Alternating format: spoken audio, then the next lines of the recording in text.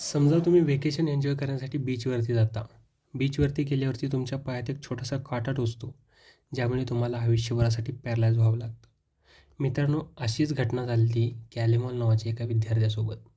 20 वर्षाचा हा विद्यार्थी व्हॅकेशन एन्जॉय करण्यासाठी ग्रीक आयसलँडमधील एका बीचवरती गेलता. पाण्यात गेल्यावर जेव्हा तो बोटमधून उतरतो, तेव्हा त्याच्या पायात जोरात काहीतरी टोचतं. टोचलेलं काढण्यासाठी तो बोटमध्ये परत येतो. त्याच्या पायात 3 काटे टोचले होते. सुरुवातीला ते त्याला नॉर्मल काटे वाटतात आणि तो काढतो आणि परत पाण्यात जातो. आता त्या घटनेनंतर 3 आठवड्यांनी कॅलम जेव्हा त्याच्या घरी असतो, त्याला अचानक पाठीत खूप दुखायला सुरू होतं. थोड्या वेळात त्याला श्वास घ्यायला पण त्रास सुरू होतो आणि हे सगळं होत असताना त्याला असं वाटतं की आपण आता मरू शकतोय. त्याला इमर्जन्सी हॉस्पिटलमध्ये ॲडमिट केलं जातं. तिथे त्याला चेक केल्यावरती समजतं की त्याच्या स्पाईनवरती असं रेअर असं इन्फेक्शन झालंय. आता या सर्व इन्सिडेंटमध्ये तो बचावतो खरा, पण आयुष्यभरासाठी पॅरालाइज होऊन जातो. त्याला जे 3 ते काटे टोचले होते ते होते सी अर्चिनचे.